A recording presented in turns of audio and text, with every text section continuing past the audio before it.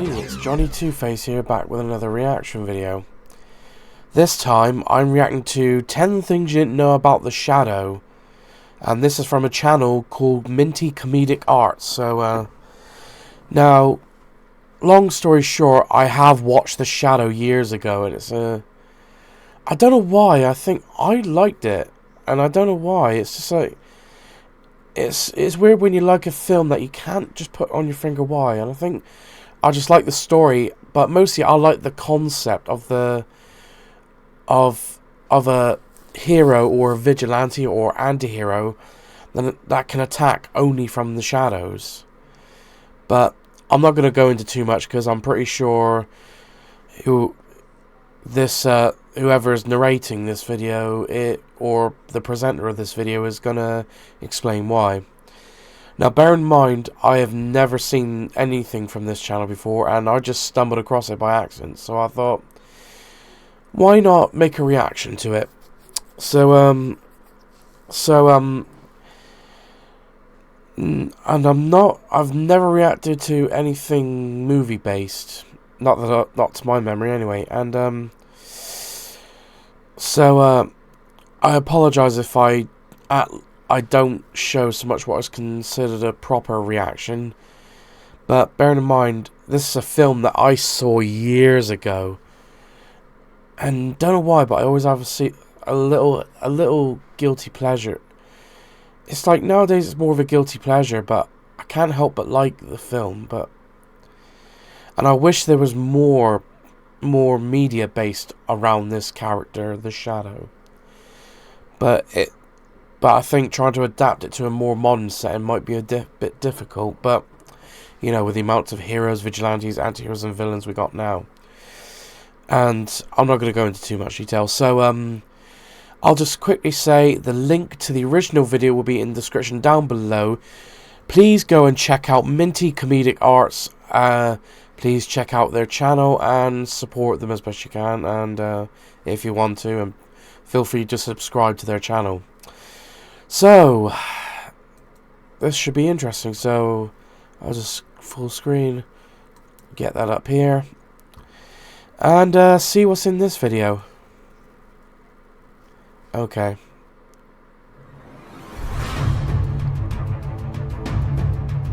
God, this is making me feel really old. A ruthless crime lord in Tibet. And just bearing in mind, I just recently turned 36, so a film that makes me feel old is not exactly going to help. But still, it's nice to know more about the Shadow that I never picked up on when I watched it all those years ago. Is given the opportunity to redeem himself and to work for the forces of good in The Shadow. Released in 1994, Alec Baldwin stars as Lamont Cranston, I forgot it was a Alec wealthy Baldwin. New York playboy who has a secret identity as The Shadow, where he strikes out at the city's crime and villainy, acting as a vigilante who uses hypnotism and illusions. However, the mysterious crime fighter is really put to the test when the sinister Shawan Khan arrives in New York, the last descendant of Genghis Khan, who wants to completely dominate the world. Wow. It's up to the Shadow to end all this chaos and put a stop to this evil opponent. So it's time to return to The Shadow, the 1994 dark fantasy movie, which flew over everyone's heads at the time, but has gained... Same, I know that feeling, because when I told people about it, most people that I know have never seen The Shadow. But I always have a little bit of a sweet spot for it. More fan appreciation in later days. So, 10 things you didn't know, let's just please do this already. Yep. Minty Comedic Arts.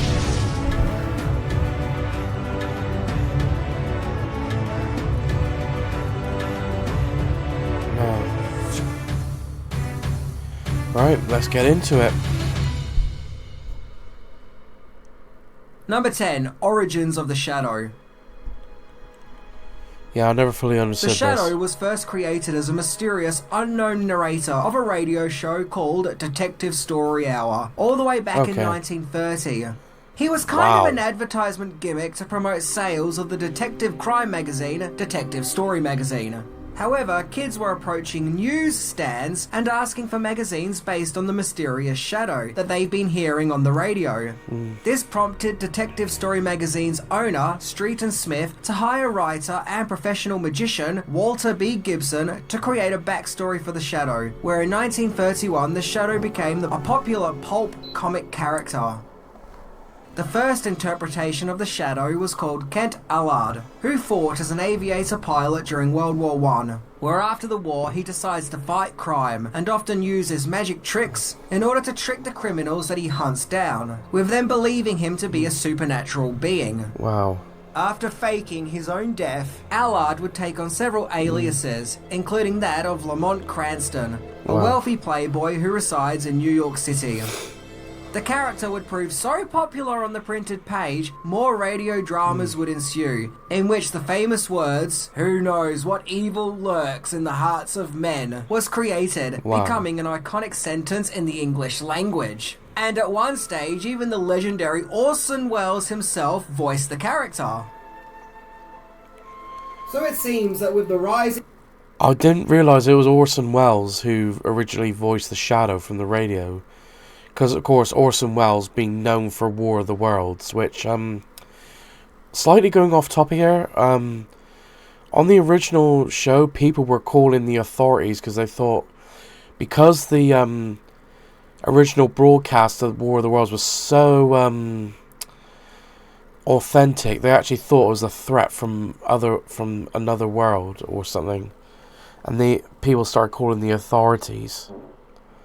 But whether that's right or not, feel free to let me know in the comments. Popularity of the show, the character would inevitably turn up for an adventure on the big screen. Well, this actually did happen quite early on, like, as in pretty instant. Number 9. The many screen adaptations of The Shadow. Oh, I didn't realise there was many. So The Shadow first turned up on screen in 1931, 1 year after the character was Bear in mind, I've only known it from the film, so... created. To be precise, there were 6 short films that were distributed by Universal Studios, and the films featured the voice of Frank Reddick Jr., who previously voiced the character in the radio show. At least 3 of the 6 shorts have resurfaced, with it being believed that the other 3 are out there somewhere. The Shadow would get his first feature-length movie with The Shadow Strikes in 1937, starring Rod Larock as The Shadow, followed by a Shadow sequel in 1938 called International Crime. The Shadow would return for a 15-part serial in 1940, simply called The Shadow. This time an actor called Victor Jory played the part. There were further 3 serials in 1946, starring an actor called Kane Richmond in the part of The Shadow. Oh, wow. The 3 specials included The Shadow Returns, Behind the Mask, and Missing Lady.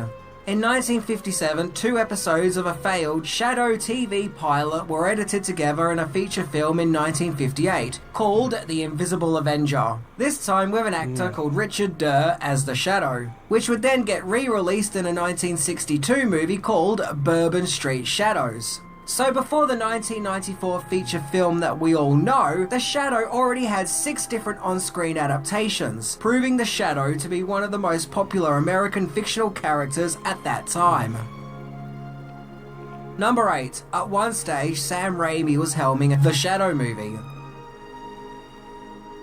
Despite the fact that the glory days of The Shadow's on-screen adventures of the 1940s may have seemed long gone, the character was still around and popular, with The Shadow even gaining an Archie comic series and several DC comic series, as well as a series with Dark Horse Comics, so interest in the character was still alive and well. In 1982, the rights of The Shadow were bought by producer Martin Bregman, with the intention to make a Shadow theatrical franchise. Bregman has produced many classic movies, including Scarface and Carlito's Way, with the series being backed up by Universal Pictures. It's said that in the early days of production, Back to the Future director Robert Zemeckis was working on the Shadow movie, but that obviously didn't end up working out. However, a young prominent filmmaker who seemed to really be keen to get on board was Evil Dead and Spider-Man director Sam Raimi. In 1987, Raimi pitched his ideas to Universal, and I did not realise Sam Raimi was on for directing The Shadow. Because obviously he's known, as he just said, known for Spider-Man and whatever. But this is a new one on me. they were like, yeah, how about no? And turned him down.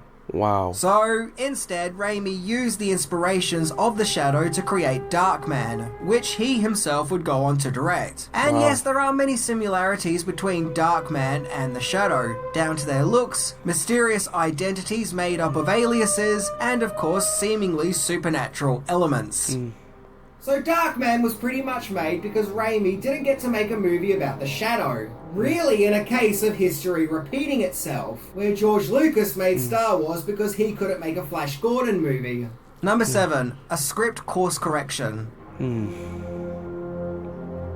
So as Okay. early as 1990, scriptwriter David Coep was subsequently hired to pen a script. At this stage, there were several potential scripts, of which the studio weren't happy with the tones of each script, with some being too dark, too light, or focusing too much on humour, which the studio didn't find particularly funny.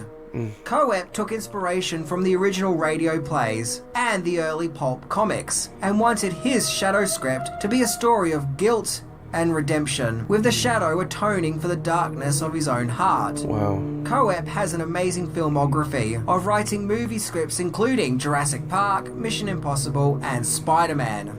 And so the studio were happy with his script and felt that he understood the character and got the tone right. And so now, The Shadow was ready to be made under Coep's script. Number 6. The role of The Shadow was written with Alec Baldwin in mind. Okay. This version of The Shadow sees Lamont Cranston as a former drug lord kingpin turned playboy who redeems himself as a force of good when he becomes The Shadow. The part was played by Alec Baldwin, as Coep had Baldwin in mind for The Shadow when writing the script, feeling that Baldwin had the right voice and look. Wikipedia adds that Coep would sit in at rehearsals and would take notice of Baldwin's interactions. I admit, some of the effects are quite cheesy in a way, and a bit, I know, cheapish, but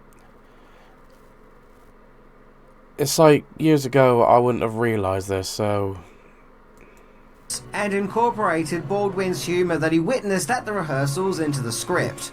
The Shadow also features a huge lineup of co-stars, including John Lone as the movie's big bad, Khan, Peter Boyle as Mo, Penelope Ann Miller as Margot Lane, Ian McKellen as Dr. Lane, Tim Curry as Claymore, Jonathan Winters as the police commissioner, James Hong as Lai Pen, and even legendary voice actor Frank Welker, who provides his voice for the mystical dagger. Number 5. There can only be one director. Okay.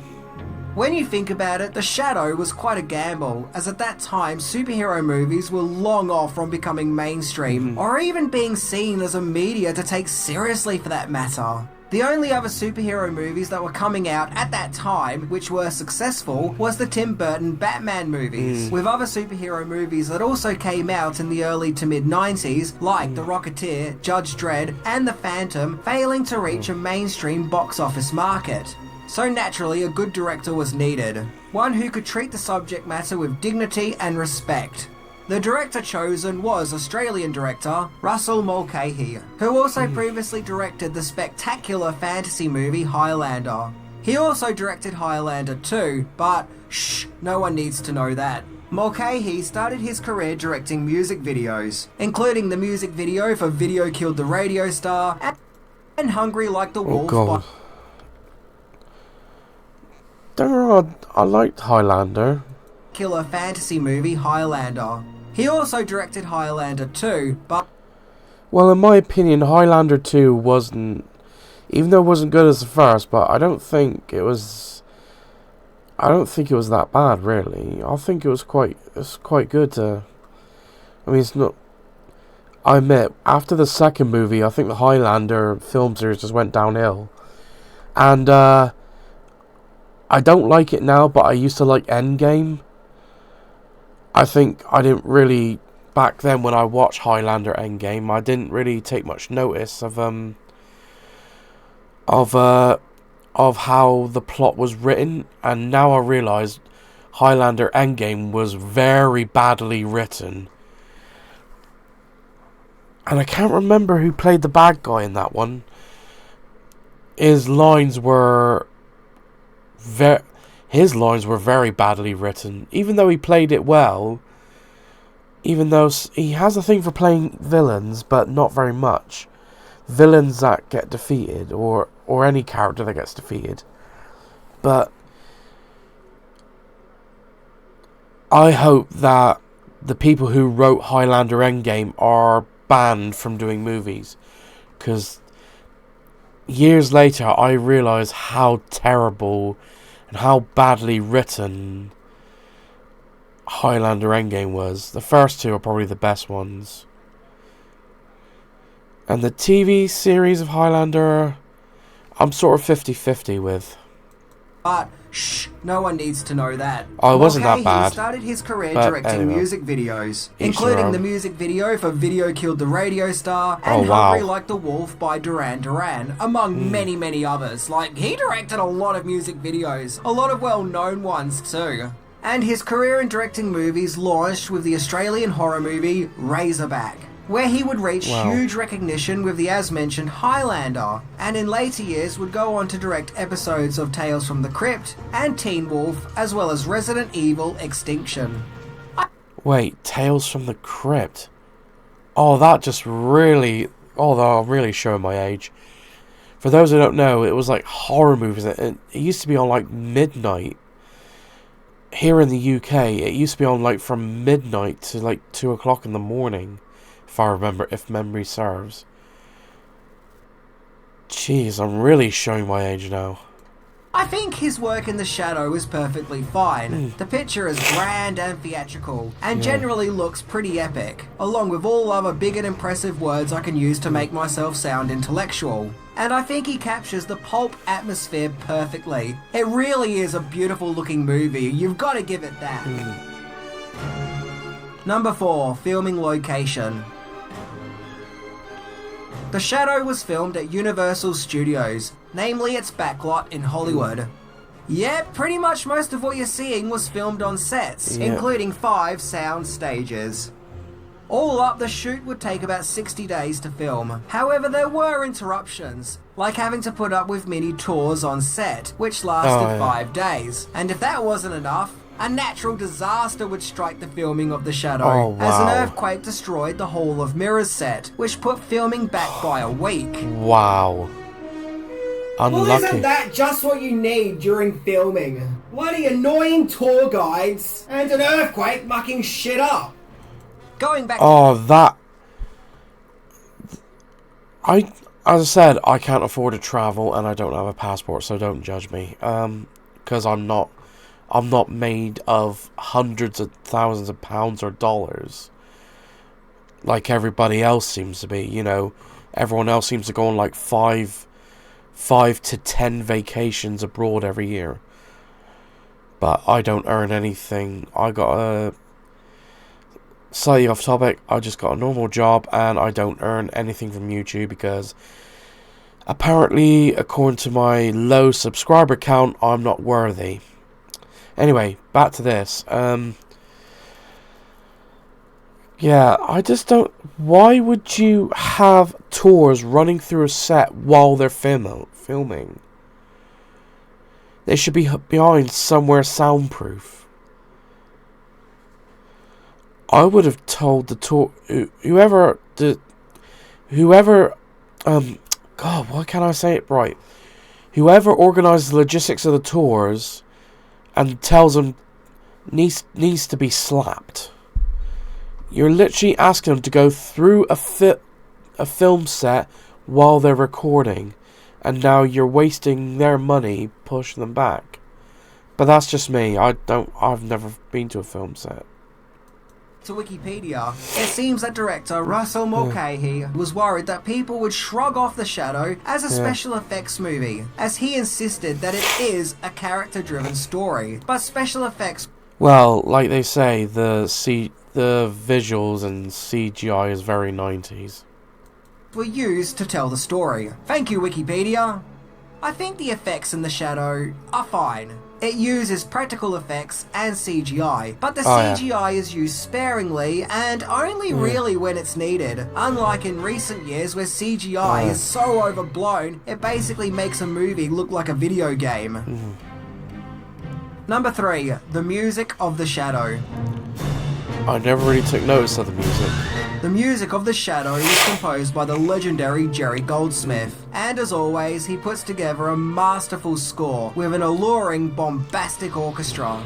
I personally think the 70s, 80s and 90s was Goldsmith at his peak, where he got to score some truly fantastical movies and provide equally fantastical music along with it. It also seems that in 1994, Goldsmith was quite busy, as also that year he scored Angie, never heard of it, Bad Girls, The River Wild, and IQ. I would say I've never heard of that one either, but I think I sort of do remember that one. Not only did the Shadow movie give us an awesome Jerry Goldsmith score, but also a lineup of action figures too. Oh, wow. Oddly, some really out of place, bright and colourful packaging.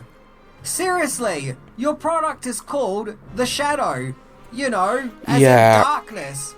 Wouldn't it have been better to make the packaging black like the movie's poster? I was never aware of these action figures as a kid. In fact, I don't even think we got them down here. Which is a shame, as they actually look pretty awesome. And had I had one of these action figures as a kid, then I probably would have really actually gotten into The Shadow. There was even a Shadow pinball machine, and it was designed by Brian Eddy, who would go on to design the Attack from Mars pinball game. So seeing how I have the Attack from Mars pinball machine, I really do approve this. Number 2, failed to launch a franchise. Universal released The Shadow. Cool. I know I'm probably going to get rinsed in the comments of anyone who can be bothered to... Sorry, that's the wrong way to say it. Who wants to even watch my reaction. I really wish there was a franchise of The Shadow. Maybe it might happen in the future. Who knows? But... I still think the idea of The Shadow is pretty cool. I'm just trying to think how they insert it into the more modern day. I suppose it's easier now with, but, you know, I'll just... in July 1994, and it was anticipated to be a summer blockbuster, which would be the starting point of sequels to follow. Sadly, The Shadow was a box office dud, only bringing in $48 million on its $40 million budget, with it being a huge disappointment, especially considering Universal had such big plans for The Shadow. Nope, it's like The Shadow took its box office Viagra and still couldn't get it up. One thing that has been attributed to the movie's failings is the fact that it was competing against The Mask and The Lion King in the box office. They had no chance against these two, but another two films that I like, especially The Mask. Yeah, The Shadow had no chance. It's no wonder why it was so overlooked. Extremely popular movies. Hey, I guess everyone wanted to see those singing Disney lions, or Jim Carrey being Jim Carrey with a green head. Yeah. They weren't really interested in seeing Alec Baldwin with a prosthetic nose, or some weird talking dagger thing. The Shadow also got mainly trashed by the critics, although many felt that it was a visually impressive movie and looks great. Yeah, but really, I just don't understand why the critics' word should, sort of professional critics' word should matter so much. It's just people willing to pay to have an opinion. Someone educate me, like, why does their word need to count? I'd rather listen to the audience criticisms and so-called critics who do that for a job. Great. It of course was compared to the Batman franchise, with it being felt that it just could not live up to those movies.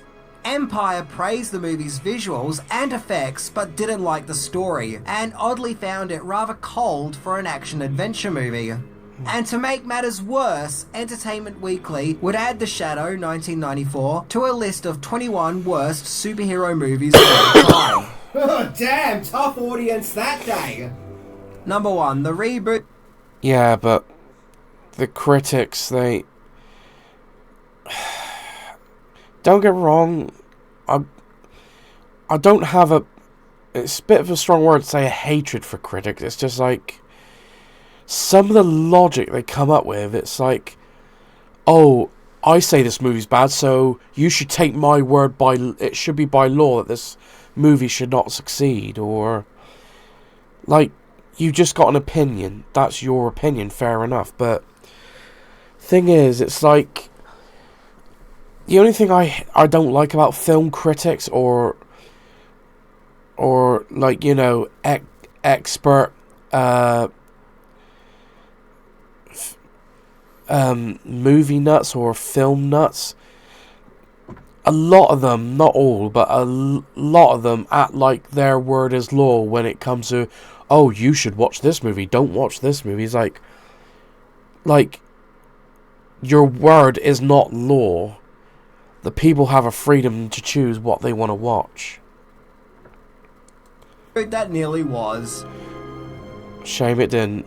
Despite the fact the financial failings and critical slaying of the 1994 Shadow movie put a stop to further Shadow movies to happen, we very nearly got another Shadow movie when it was announced in 2006 that Sam Raimi and Michael Uslan, who has produced every Batman movie from 1989 onwards, were working on a new Shadow movie. So maybe now Raimi can finally make that Shadow film that he wanted to all the way back in 1987.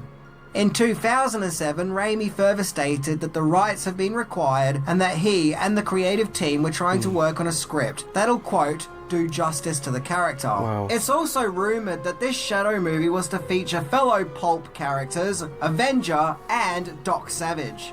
But over the years, nothing happened. Jump to 2012, and Raimi took part in a Q&A panel at Comic-Con when someone asked him about this supposed Shadow movie and what on earth is happening with it. Raimi said that they just couldn't come up with a good script, and thus the movie won't be made. Wow.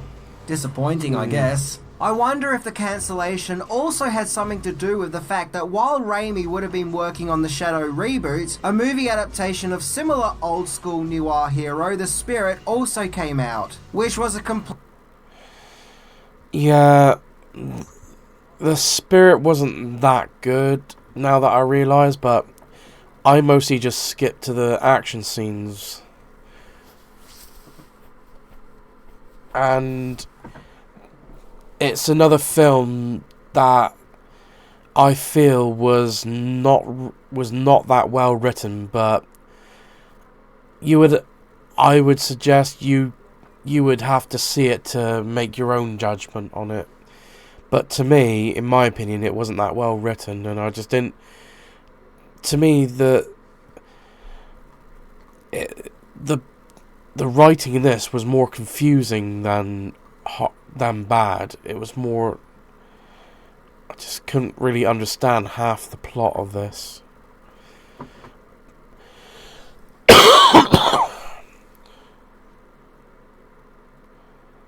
And it definitely was not as good as Sin City or 300. It was far from that. Complete disaster. And still, 12 years later also came out, which was a complete disaster. And still, 12 years later after that, there is still no Shadow movie, or any news of a new one. So in the meantime, if you need a theatrical Shadow fix, you'll just have to make do with the 1994 movie.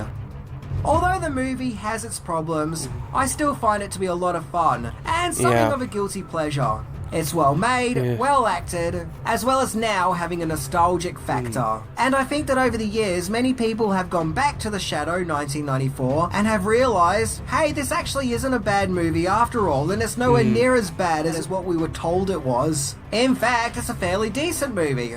So if you want a fun B movie that pays homage to the days of pulp, then The Shadow movie might be the ticket that you're looking for.